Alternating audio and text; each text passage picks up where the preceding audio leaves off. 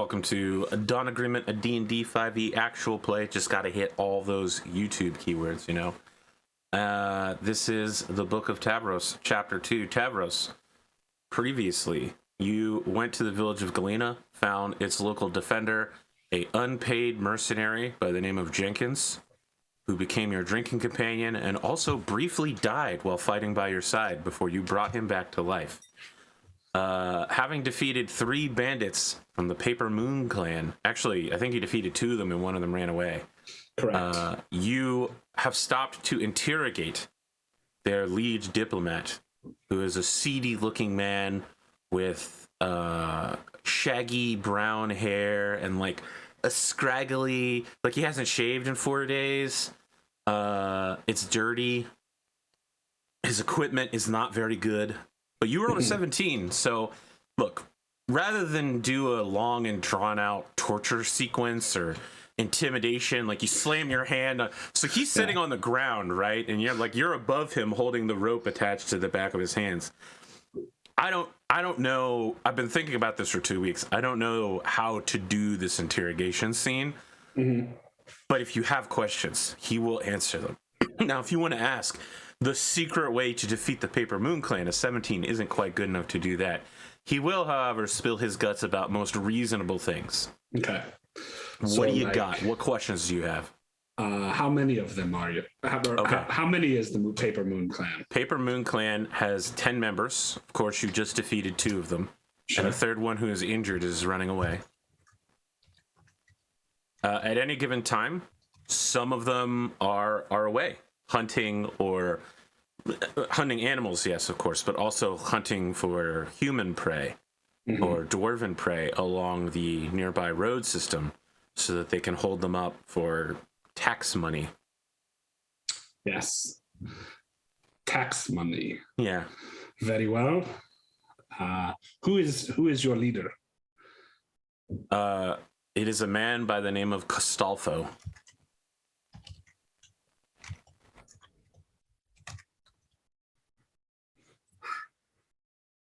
And are all of your fellow bandits as well trained as you are?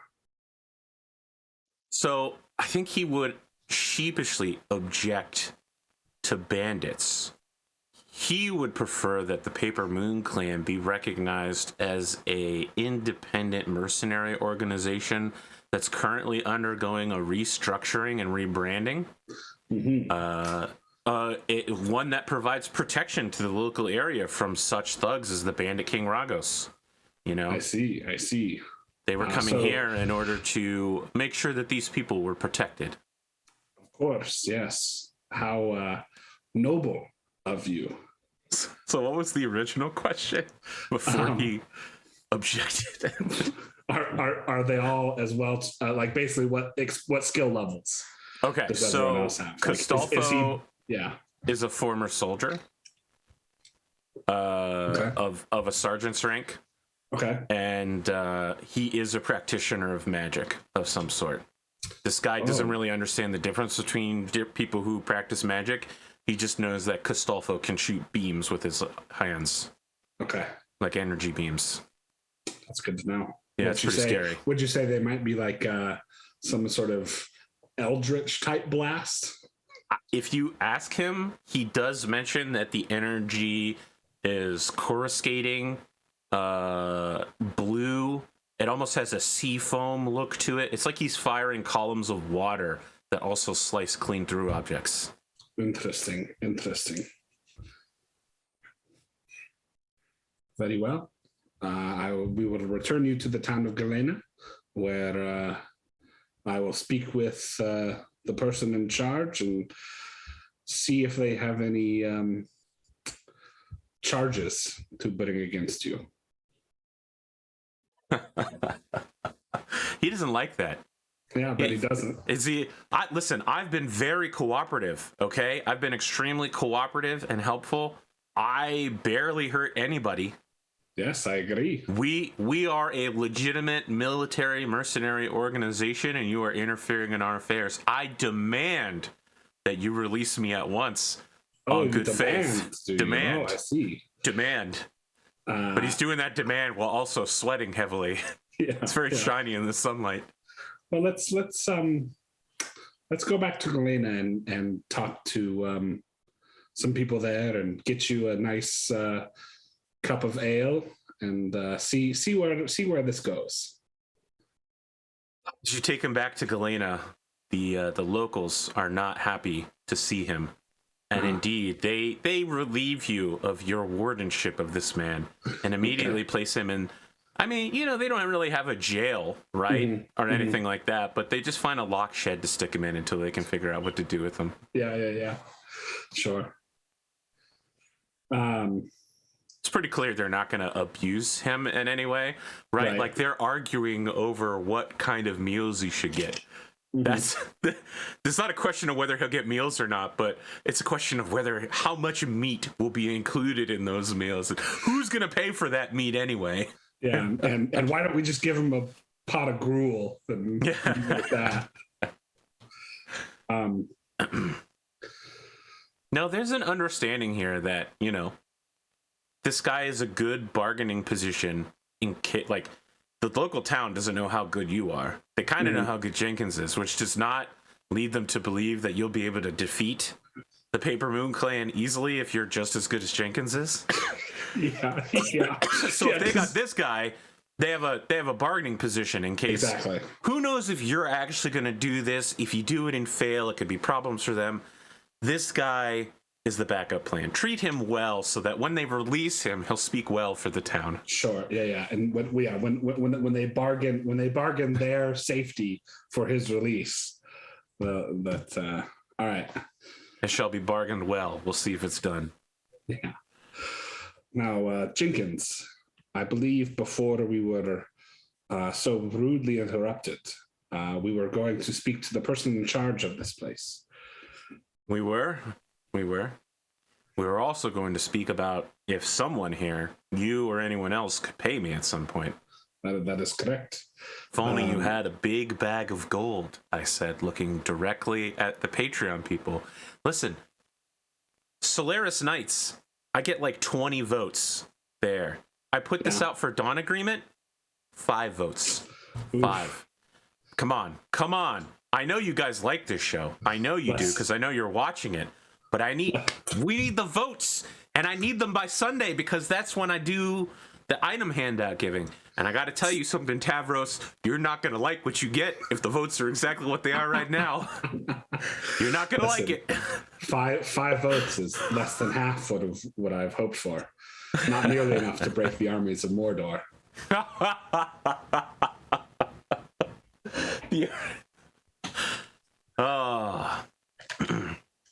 So there's no one here is willing to claim a position like headsman.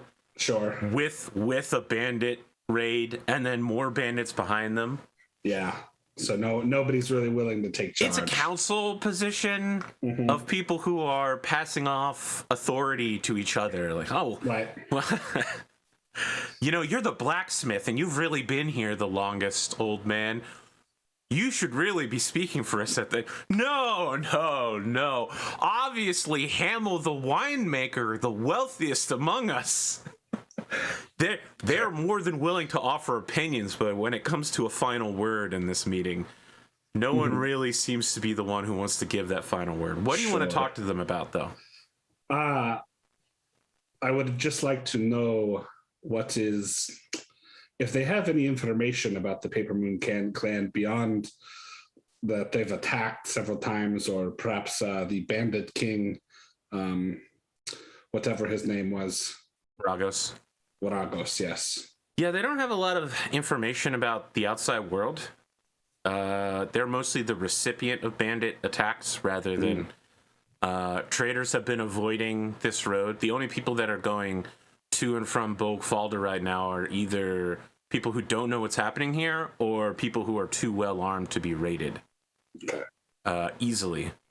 So like Bandit King Ragos, obviously raiding a lot, but someone like Paper Moon Clan, not good enough to take on a dwarven caravan.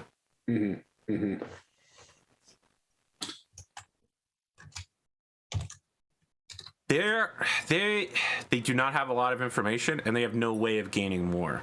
Normally, they would rely on the merchants and traveling bards to bring them information, but they aren't getting that right now. Yeah. You remember the merchant caravan that brought you up here literally skipped this village, left you off on the road. Yep. Very well. What sort of resources does the town have, or is there any sort of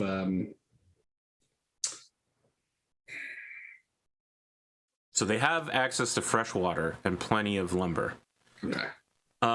With the river water comes the capability for a sawmill, powered by the water. They've also got a small blacksmith, but this is the kind of person who makes horseshoes, not swords. Right. Yeah, horseshoes and knocks the dings out of your dinner plate.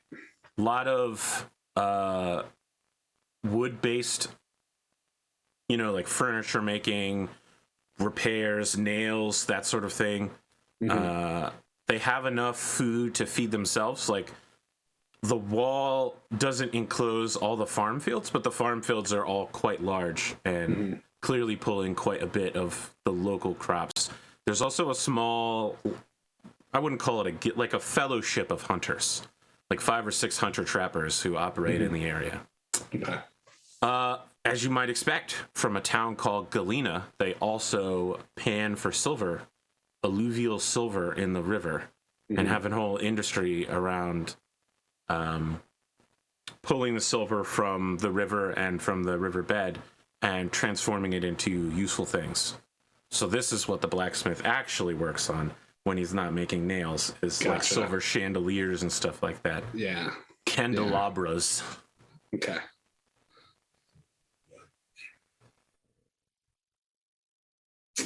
Very well. Jenkins, what would you consider a fair wage for your services? He names a number. It's more than what you have. Yeah. I mean, you could pay for a couple days, right? But, the thing about mercenaries is that they charge roaming fees, and then they've got equipment, rental fee, right? You got to do the upkeep. Then there's the personal upkeep. Yeah. Food. And then there's a multiplier charge for level of experience, of course. And Jenkins, he's not no slouch. I mean, he's nowhere near as skilled a warrior as you, but he's got training. Yeah. I mean, turns out running a military is hard, and paying even for one soldier is really tough. It's pretty rough. Yeah. It's like,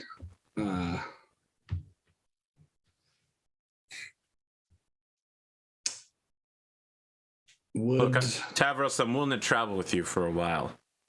I understand. I'm obviously not getting any money here. I appreciate that the people here have been taking care of me, and everyone there is like, "Oh, we love you. We're happy to feed you and give you beer quietly, as long as you keep killing for us." Yeah. That sort of thing. So they are willing to fund him going with you in the form of giving him rations and something to drink. Room and board, basically, and well, beer, I mean, he's going with you, right? Yeah, they're given the board, but not the room, because unless he can teleport. But while we're in town, of course, wherever you go with him, though, if he dies, he dies, and all they lose is some bread and wine. If he comes back, the problem is solved. So Jenkins basically says quietly, and he says, "Look, Tavros, you haven't really told me exactly what's going on up here, but it sounds like you're here to take on more than just the Paper Moon clan. Am I right?" You would be correct. Yes. I'm willing to transit with you on the assumption that at some point someone will pay me. But if that doesn't happen, I would also like to take some of whatever spoils we get in order to pay my own way. Very well. I am comfortable with that agreement. What kind of ratio do you want to use? Well, I think a 20% cut. I was thinking 30. 30? Perhaps 25. He holds out his hand. And I'll shake it and say, the The first healing is on the house. There it is. Now look, I think when I mentioned that this was going to be a solo campaign, both you and James were like, "Can we recruit NPC followers?"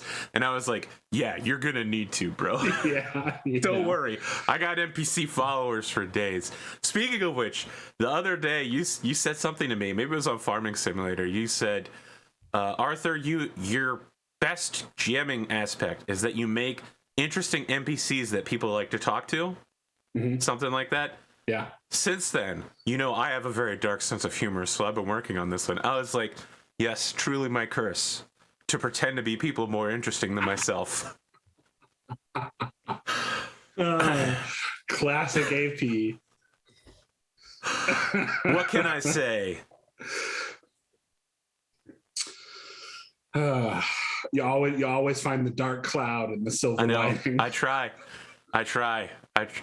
It's so difficult to be positive when it's so easy to just be like, oh, look, everything's shit. Yeah. All right. So Jenkins is willing to follow you for a quarter split on any loot in order to pay his own way. Okay. This man wants to get paid.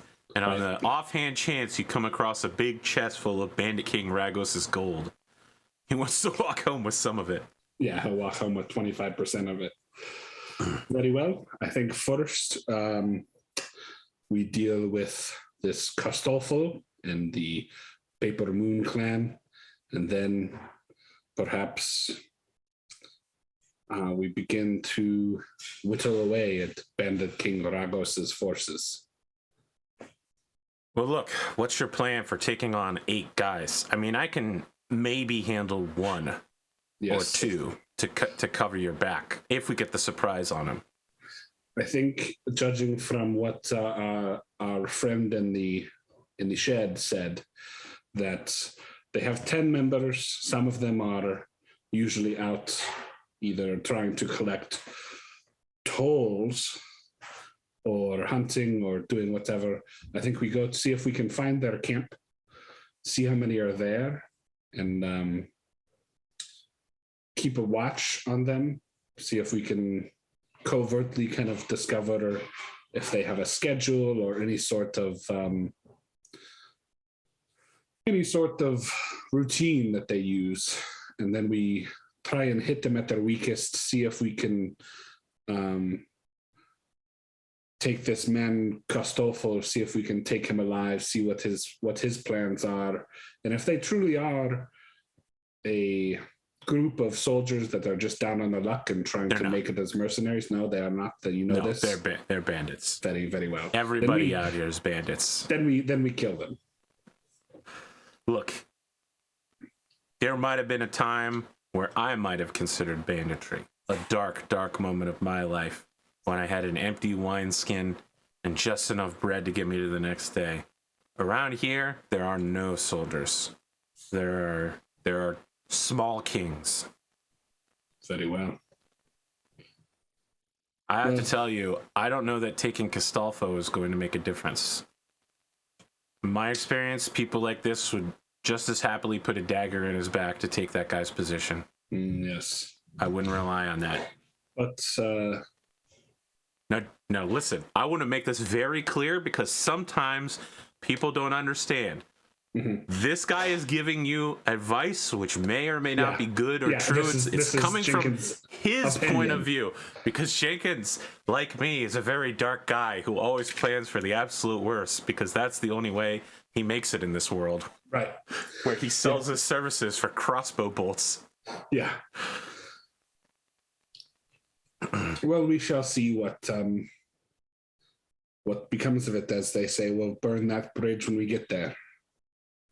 What kind of idiot burns bridges? Well, you know how long it takes to make a bridge?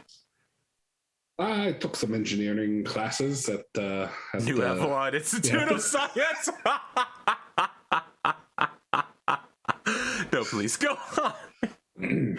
Not Battletech fans are not going to get that one. Yeah, it is a human turn of phrase. Yes. Yes. Yeah. In any case, we should. You do a lot of engineering work. Well, it is a every good soldier should know how to do a little bit of engineering, but be able to build a bridge or dig a latrine. These things that an army on the march must know. So let me get meta once again and break up the RP. Let me ask you a question. Have you ever read Order of the Stick? I've not like fully, but yes, I am familiar with it. So I don't even know how far into the storyline it is now, but during the Desert Lands arc, everyone has been making fun of the human fighter who's their leader the whole time for having weird skill ranks and being an intelligence fighter. Yeah. And they're in the Colosseum and he starts knocking down columns and he's like, that's what 6.5 ranks in engineering and architecture gets you. As stuff starts collapsing on the bad guys. Yeah. That's what I'm thinking now. Tavros took the skill slowly for building demolition. Yeah. It's like solely for building demolition. Perfect. Oh, man. Look, that's the Nero way, right? If Nero took architecture, it would solely be to develop. Yeah, to be able to be like, all right, if I shoot this one pillar, the entire building collapses. Wow, the load-bearing pillar of justice? Yeah. I don't know. I'd want to be in a structure that has one support pillar. All right. Jenkins starts getting ready. He's gathering up a couple of wineskins and then full like water skins. Spare crossbow bolts. They don't really have good crossbow bolt technology, so at some point it's basically just like a core of lead surrounded by a thin sheet of iron, just enough to keep the thing intact. Yeah. You know what I mean? Like they're using whatever leftovers they have from silver processing here in order to make him crossbow bolts that are definitely going to break as soon as they hit something. Yeah.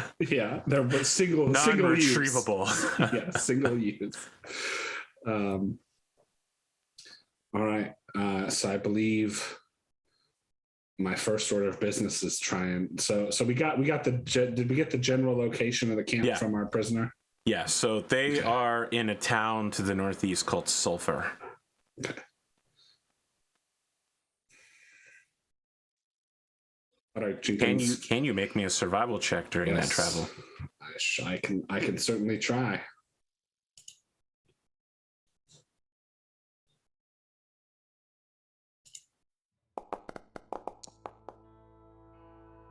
All right. You want to talk about rollover there? You almost had a 3. Man. Yeah, it's not going to be good. So it's a 17. Yeah, you and Jenkins have a pretty good journey. It's lonely. It's like several days of travel with no one to talk to but Jenkins. There is something approximating a road. It's more like a dirt cart path. And you don't see. Oh my God! Is this music super loud? Oh no! What the fuck? I was gonna say it did sound a little loud. I reached for my mouse and I somehow accidentally knocked it to the upper right hand corner and clicked the X all at once. All at once. This is what I get for trying to do music. People are like, Arthur, why don't you add music? I'm like, I've done this before. It's always a disaster. Here we are again. All right, the session's back up again. It is a journey whose quietness is dependent on how much you like talking to Jenkins. Yeah, I mean, I think Tavros is a friendly guy, so he'll talk to Jay like occasionally he'll have passing conversations when it's like we stop to like eat lunch and have a but like travel on the road is pretty quiet because we're trying to keep an eye out and eyes and ears open for any sort of trouble. So Jenkins is used to like sleeping without a sleeping bag or just a simple blanket and using his own gear as a pillow. you get the idea that he's kind of a superstitious guy. He believes in stuff called like the extra normal or the supernatural, or sorry, the paranatural. And every night before you go to sleep, he makes sure to drink enough wine so that he can start peeing a square around your campsite, not just to keep animals away, but also to drive off any unusual magical beasts who might try to get you in the middle of the night. He insists on doing this, and sometimes it takes him 2 or 3, trips to the bathroom to get this done. But he insists that out here in the wild, unclaimed lands since the war, it's very necessary. So here's my question. Do you believe in magical beasties and fae and demons and other magical creatures? I'm not saying that they don't exist. I'm just asking if you believe that they're here. That they might... That they're like, whether they're here in this forest. Like they might come get you. Us. Yes, yeah. I think... I don't think Tavros does believe that. Because he thinks these lands are the monsters in these lands are people. You say that to him? That's such a main character line too. I would imagine like he's doing it off in the distance. This is a cowboy drama, and he's your assistant, and you're buckling down for the night, removing your gun, and you're like, the real monsters in these lands are the people. And then we just see the campfire, and we're like, oh shit, what a great line. All right.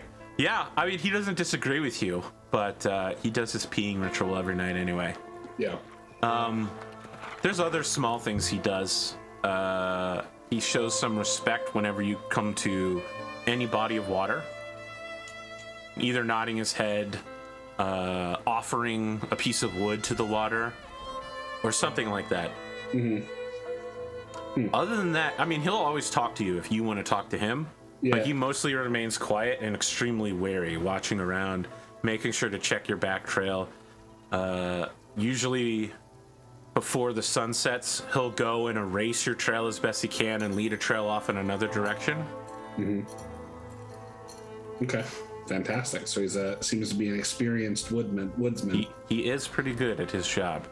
He's just also super mortal and will die when hit. Yeah, by an arrow, as evidenced. But when he died by being hit, yeah. You're less than a day out. I would say you can probably see sulfur from where you're at. You can definitely smell the place. You're somewhat closer to the mountains, and this whole village appears to be on a runoff from some sulfuric pools. From like an active volcano, like a caldera, that have run downhill, and the whole village, it doesn't have any walls or anything. It solely revolves around gathering up the sulfur as safely as possible, and the industries that would surround that. So a lot of like, what are those? The alchemy. You know what I'm talking about when I'm talking about the crow's masks, stuff like that. Yes. So, like, the whole town is dressed like that in stiff, stark clothing, like big black overcoats. You can see that there are coats right now that have, like, burn marks from acids or gases. So when people get too close, their clothing basically absorbs the impact of that before them. Lots of gloves going around, and all the hunting that would be necessary to keep up with that much leather. Rather than food production, there's a lot of like fibrous plants that would be needed to keep up with all of the looming needed to make the clothing. There is a road from here to the main Dwarven road, and it looks like it's normally pretty used. And there are a lot of... I don't know that you've... Oh, sorry. Yeah, you grew up in Dwarven lands. You've definitely seen this before. So they have barrels made not just of steel, but of other metals that you can safely store certain chemicals in. So not like wood barrels, but like when you look at these, you're like, this is a very serious chemical because it takes a lot of steel to make a steel barrel. Right. And it takes a lot of manufacturing to seal it properly. This isn't some, hack job. So whatever's inside that barrel has to be worth making that barrel. And you could see that these barrels should have marks on them for where they'll be shipped in the Dwarven lands, but right now, no such mark exists. There is a town watch, but they seem to work solely for the Paper Moon clan, who are very obvious. They are taking safety a lot less seriously than everyone else. They're wearing typical, like, leather shirt garb, loose pants, no gloves, open arms. All of them have a weapon of some sort. The town seems to have adjusted to them being here, but it's hard to read anybody's expression because they're all wearing masks to breathe. Is that including the people dressed as a Paper Moon clan? Are they wearing masks as well? No safety precautions for near sulfur encounters. None. Okay.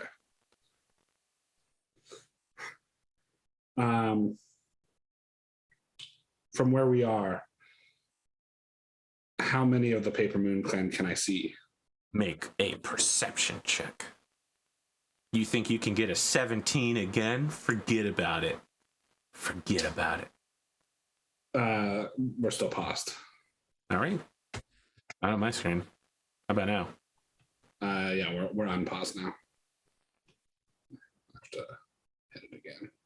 That might be desynced from you. It's been happening to me lately. Yeah, because I've tried to roll twice now and it hasn't. All right, let me. Can you roll manually? Yeah. What do you want to bet that there was an update for the D&D Beyond importer in the 30 minutes that we started the show? In the 1 second. It absolutely could have happened. It gets updated all the time. I just updated it right before. Well, all right, I can roll, but I'll restart here. Okay. Yeah. We'll try this again. Yeah, as I said, let me close out of my Foundry window and I'll jump back in.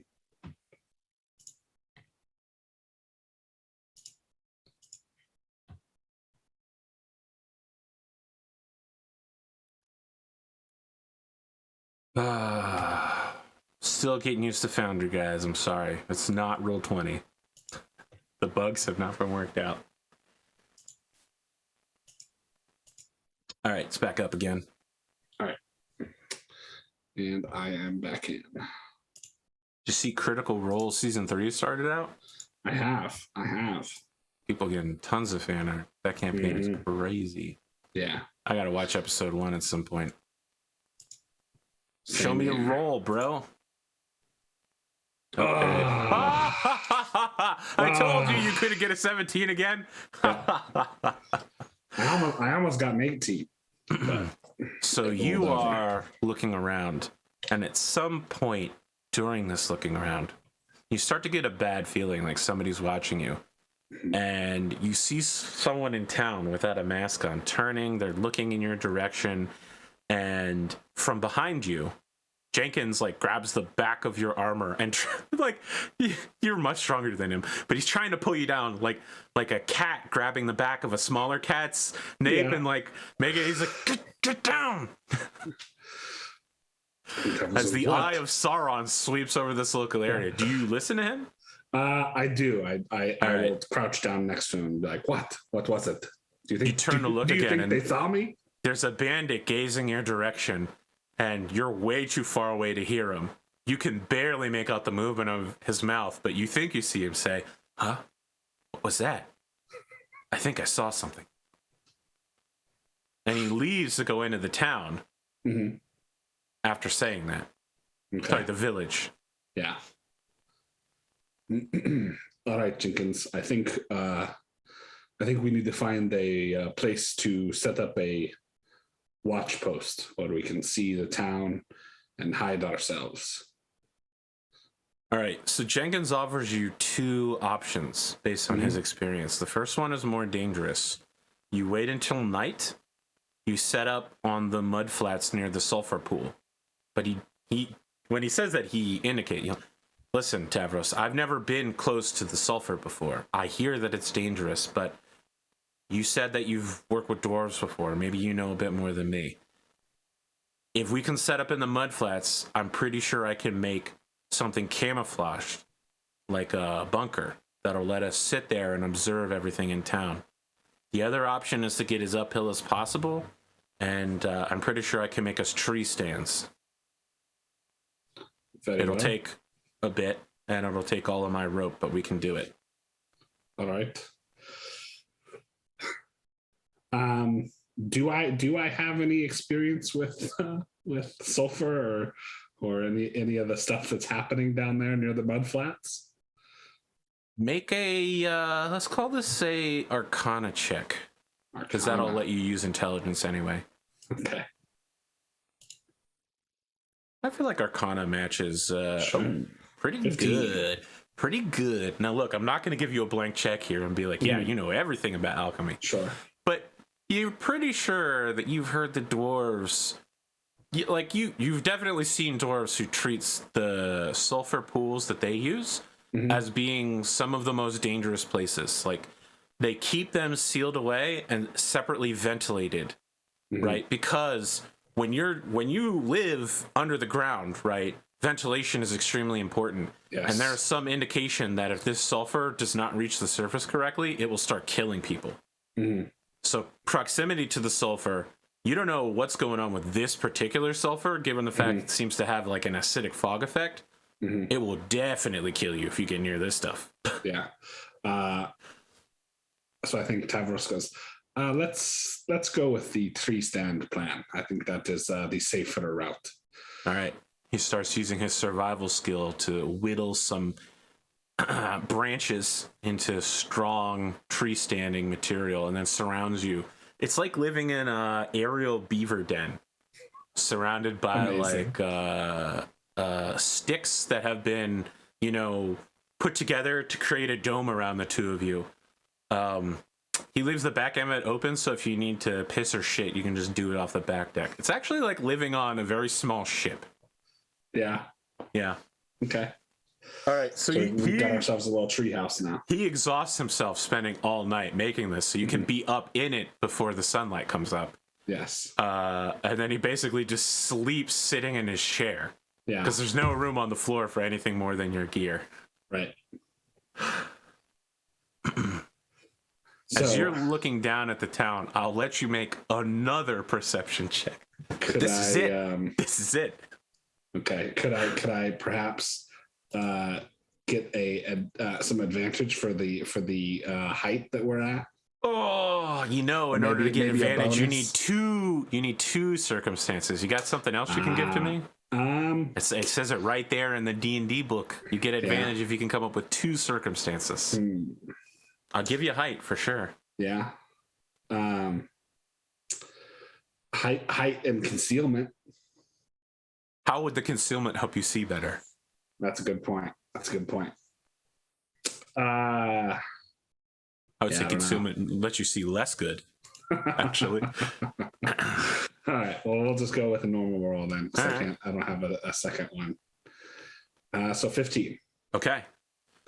You see that there are, at this moment, six bandits present. At least you can assume that they're bandits because they're the only ones not wearing protective equipment.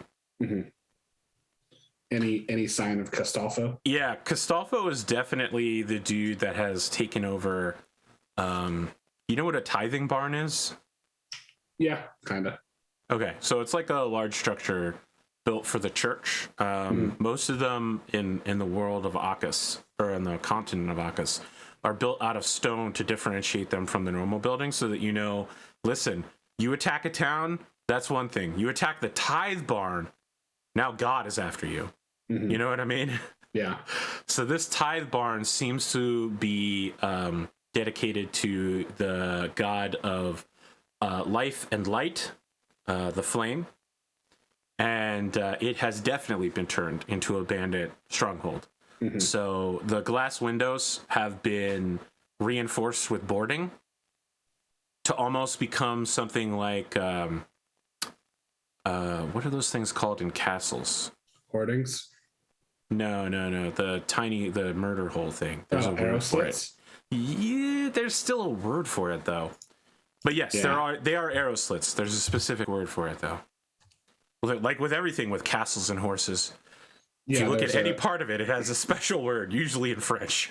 Yeah. Yeah.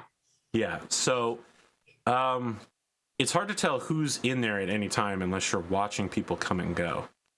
But the bandits have definitely turned this into their stronghold. It is 3 stories tall, which means it is taller than anything else in the city, in the village. Mm-hmm. Coming out twice a day, Castolfo swaggers around, occasionally letting loose blasts of magic to scare people. Mm-hmm. It doesn't, like, I'm not saying they're not scared of the blasts of magic, but they definitely didn't already need it. They're afraid of him before he arrives. Right. These shows of power are unnecessary. Mm-hmm. There is a control to his power. It's not just like he's like, ha ha. He will precision hit stuff that's several hundred feet away with just, it's blink and you'd miss. It's just a solid bar of water that connects him to his target, and then it's gone, and then the target is like totally destroyed. Interesting. He occasionally does some other magical stuff, but the most important thing is you briefly catch his gaze in your direction, and you notice that there are dwarven runes where his pupils should be. That's strange. That is strange, isn't it? Yes. Have I heard of something like this before? Make an Arcana check. Okay.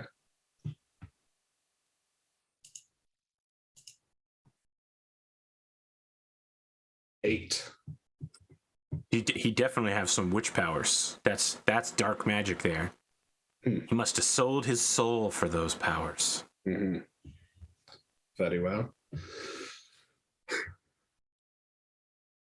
When Jenkins wakes up, I'm like, all right, Jenkins, I think perhaps it would be best for us to try and sneak in and attack at night when they are less aware. Look, as I said, I think I can handle 1 or 2. How many of these guys do you think you can handle? I think 3? It depends on how often or how many at once. I think if I can split them up into smaller groups, like 2 or 3 each, I think I can take care of them. I think we'd be better off if we had someone to help us. But okay. I agree. But how many soldiers do you know in this region that would be willing to help? As you say that, you feel a sort of warm pulsing coming from your traveler's coin, through which you can summon the aid of one of the other players if you feel like you need it. Yes. I mean, if you think you can't handle 3 guys by yourself. Well, because I have to tell you, out of all the players, you're probably the one that's going to use this coin, and you're probably going to use it the most. Yeah. Do you want to try to invite someone else, or do you want to keep all the experience and loot to yourself? That's a good question. Does Tavros think he has what it takes to do this, or is he I'm unsure enough? Confident. Or confident. I'm pretty confident that given good preparation and a little bit of luck, that we can get this done. Okay. So your plan is, when night falls, you are going to attack the tithe barn? Yes. And try to catch some others sleeping? Yep. I would like you to make a stealth check at advantage as you approach the edge of town. Now, again, there's no town wall, so it's very difficult to hide. But on the other hand, most people here are human, so they can't see at night like you can. Mm-hmm. So normally this would be a disadvantage because of my armor, but with the advantage, it's just a normal roll. All right. Wow. 7 minus That's so 1. stinky. That's so stinky. Yep. You started this session so hot, and then it's just been a woo. Yep. It's one side or the other. Could you roll like a 11 or something? Keep it real average. Right? Yeah, just have a mediocre roll. you and Jenkins approach the town, and he's making his way next to you pretty easily, and he tries to grab and stop you from stepping on a twig, and you snap it in half, and he's got you, and he goes, ah. And one of the people who's on the night watch, so this is just a regular citizen of the town, lifts up an oil lantern, which he immediately lights and says, "Who's there?" As he starts heading in your direction. Now, as that light comes out, you haven't seen it yet, but there is actually like a low fog, very, very thin, but it definitely exists around the whole town. Now that the light is shining off it, it's very visible. And he's starting to approach you. Now, he's a little night blinded by his own light, right? But he's heading directly towards where he heard you snap that twig. So I think Tavros will signal to Jenkins to be like, "All right, you go back and hide. I'm gonna go out there and talk to this guy." Okay. So you hear the click of his crossbow as he loads it before stepping away from you. Okay. He can't see that well in the dark, but of course his target is holding a lantern. Right. So I am Tavros, and I like step out, like not fully into the light, but like where enough to where this guy can see me. Oh. Hello, traveler. Yes, you should stay right there. I do not plan on moving, my friend. I have to tell you've come at an unfortunate time.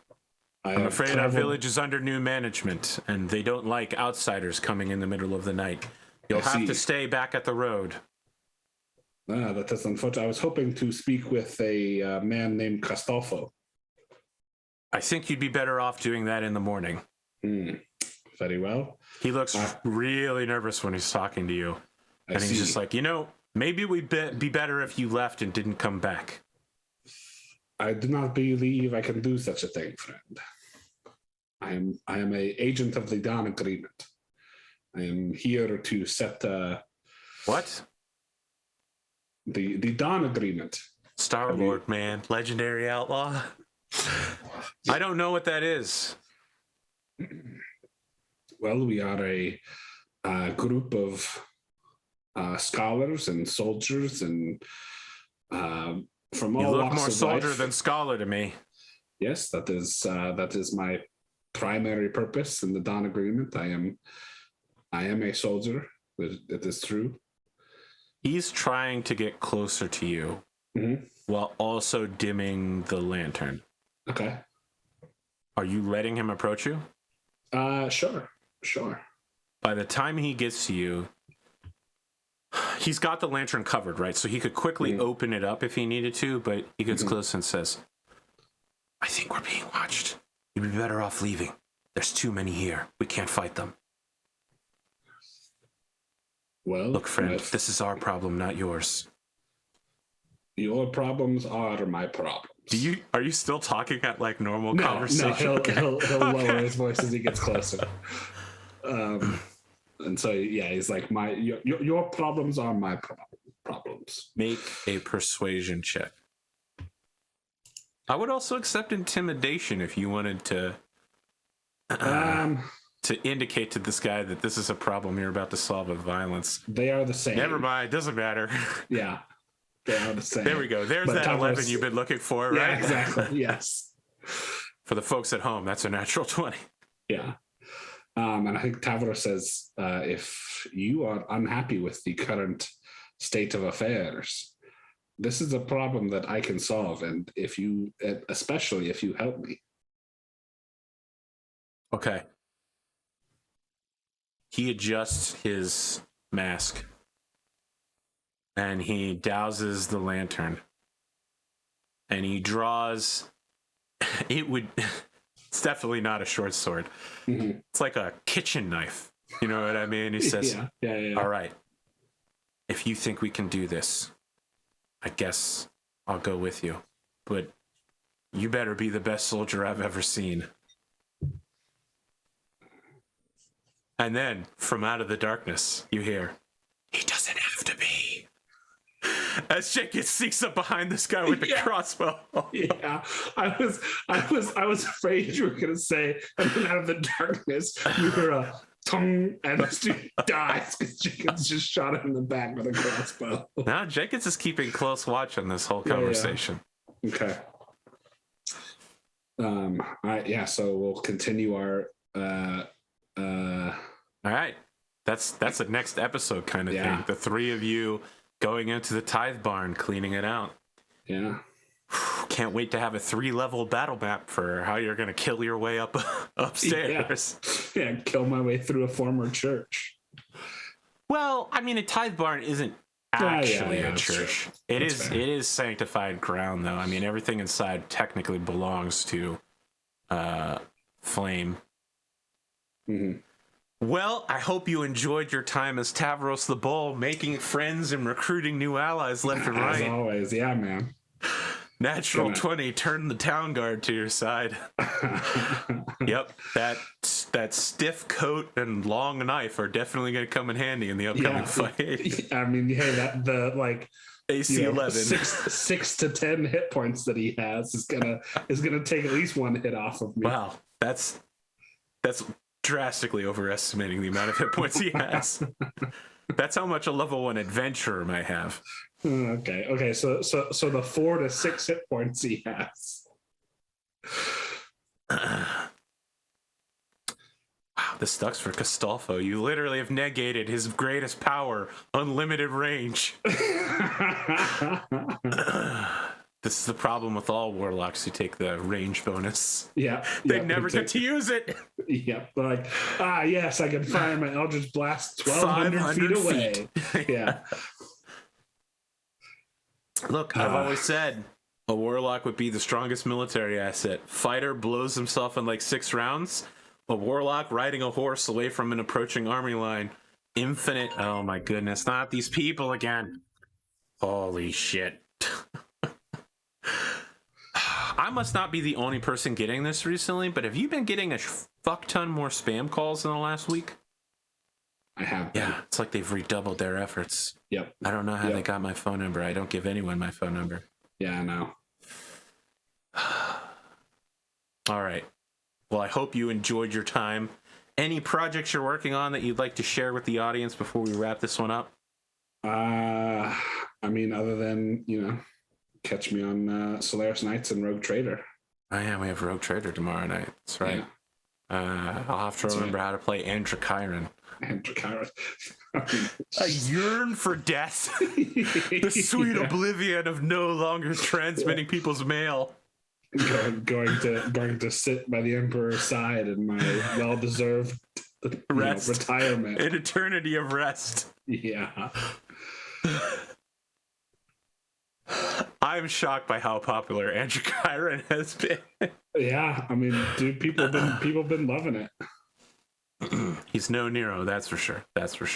Oh, look at that. Yeah. Carrier Command 2 just had an update. They fixed 500 bugs. Oh my god. Holy shit. Oh, yep. Hey, remember when we got fucking stuck on that sandbar and couldn't go backwards? I do.